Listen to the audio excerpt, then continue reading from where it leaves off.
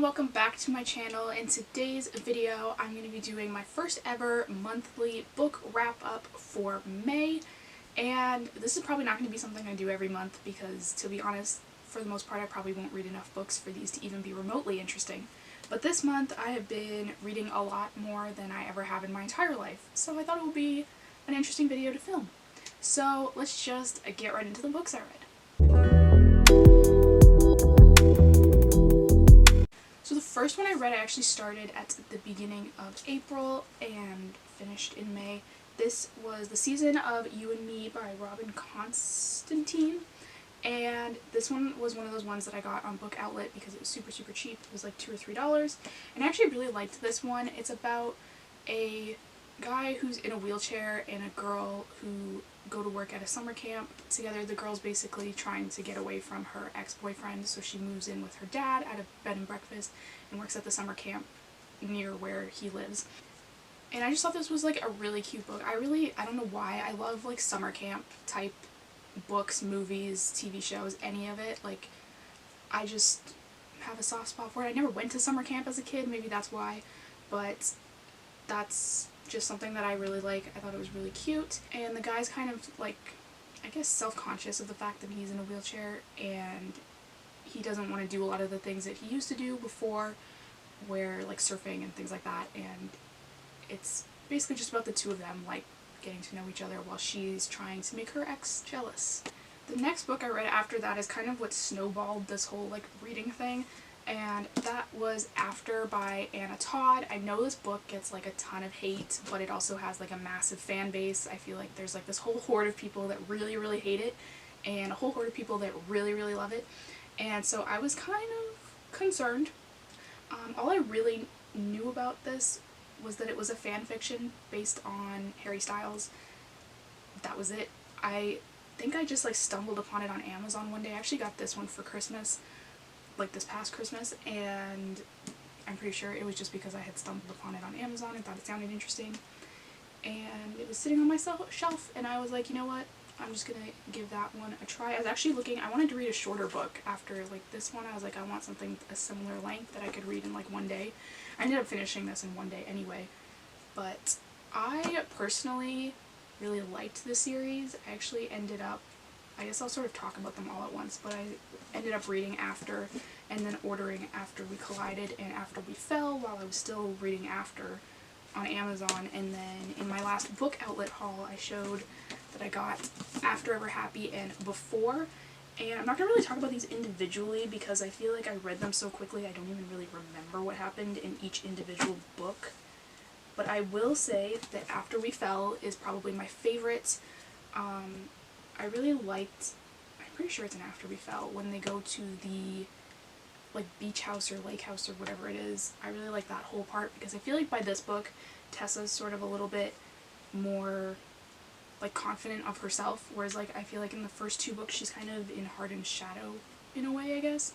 And I don't know why, I didn't really like After We Collided. I just found it kind of repetitive, but I am excited for the movie for this to come out. I think it was supposed to come out like now sometime, but since I just like discovered the whole like afterworld, I have no idea what was going on with that. But whenever this does come out, this movie looks 10 million times better than the first movie, so that's exciting. I was pretty disappointed in the After movie actually, but that's a whole other tangent. But again, obviously, like, I did like the series. I think a lot of people's issues come from the first book in their relationship, but I think if you read through the entire series, especially After Ever Happy, kind of corrects a lot of the problems people have with the books, I guess. And so I would recommend the first four. I'm not really sure how I feel about Before. I probably honestly would have skipped the actual like before parts, like the backgrounds of like Steph and Molly and all of that. I found that kind of like useless, but I did like the during parts, and I also really liked Smith's After chapter, the end of it. I thought it was really cute, and that was one of my favorites. I felt like they sort of dove too deep into Vance and Trish's relationship in this, in the After parts, or I guess it was the Before parts. but I just found that was like way too long and kind of boring. But like I said, there were some parts of this I would read and like other parts where I probably would have just skipped it. But that was another one that I read. Then once I finished that series, I was kind of sad. I tend to like, whenever I finish a series of like a book or a TV show or anything, I get like sad that it's over and I don't really want to start something else. So I decided to just read some like standalone books just because I wasn't fully ready to dive into something else yet. And so the first one I read was Surviving Adam Meade by Shannon Klare. And this one I thought was really cute. I liked the whole like football coach's daughter dynamic thing going on. But I did think, this isn't related to the book, I found it kind of interesting. I actually looked up the publisher. It's called Swoon Reads, and I'd never heard of that before. I actually looked it up. It's pretty cool. They have like a website where you can upload your own book and people like vote on it and comment on it, and then they pick books from the site to publish, which I thought was really cool. It's just like a random fact about this book. It was one of the ones that came from that website. And the author actually just released a new one out now that I think is called Last Chance Summer, something along the lines. I think it's another summer camp book, so I may have to get that. This one obviously isn't a summer camp book. This one was, so big fan of that. Like I said, this one was cute. I did find that switching to YA after reading like new adult romance, I found things kind of slow in some of these books, but I guess that's just comes with the territory kind of thing. And so this one was really cute. I liked the characters. I liked that they sort of did things that were normal for their age. And that sounds sort of weird. Like, I feel like sometimes in books, characters are just doing things where I'm like, why are you doing that? Like, I would not do that in high school or whatever. But this one was very, I think, real to the high school age group, which was cool.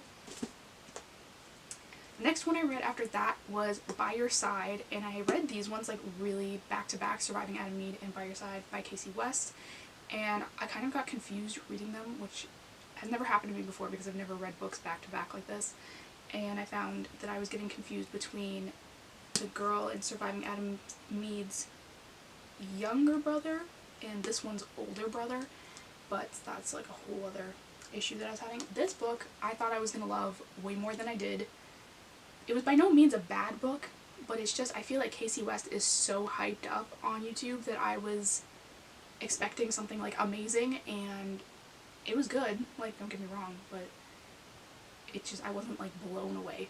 But I do know that this book is not one that is commonly labeled as people's favorite Kasie West book, so I'm definitely gonna read like the other ones.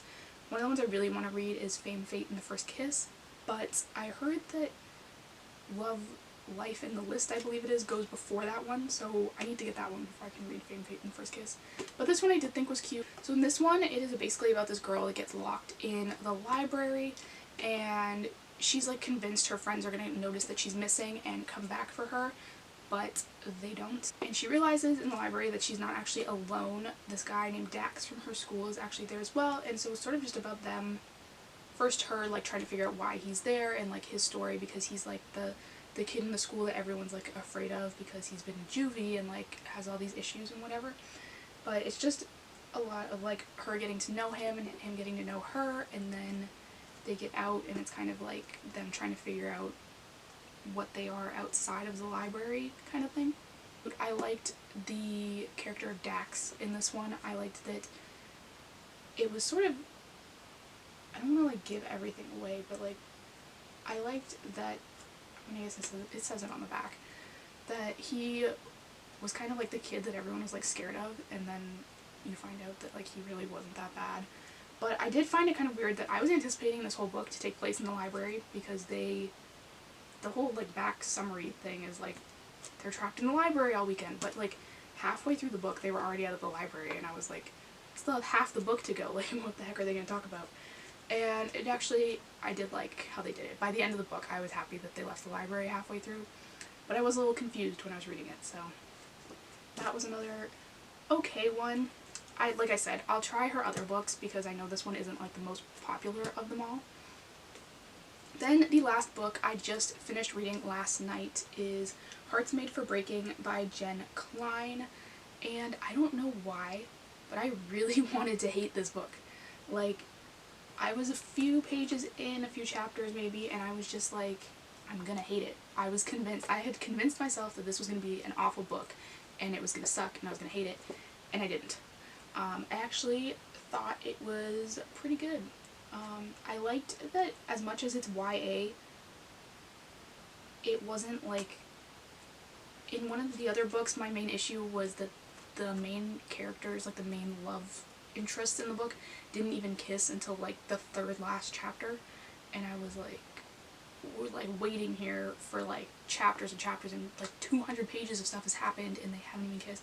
This book was not like that, which I appreciated, because I hate that.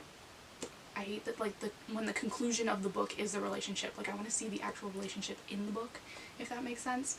And so this one I actually really did like. This author has also written Shuffle, Repeat, and Summer Unscripted. Shuffle, Repeat I know is on Book Outlet. I just added it to my wish list last night because I do plan on reading that one as well, because I guess that's her, like, most popular book that she's written.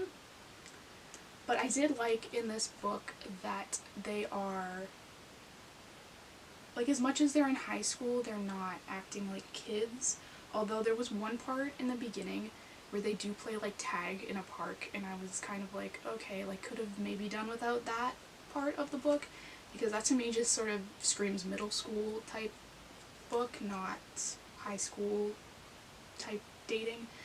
And so that part was a little confusing. I found at the beginning I couldn't really tell what audience the book was even written for, but by the time I was like halfway through, I think it was pretty clear that it was just like they'd all grown up in this town, and so that's why they still like did all of these things, I guess. And so this one's basically about this girl who dates these guys, but whenever she's ready to break up with them, she sort of convinces them to break up with her instead.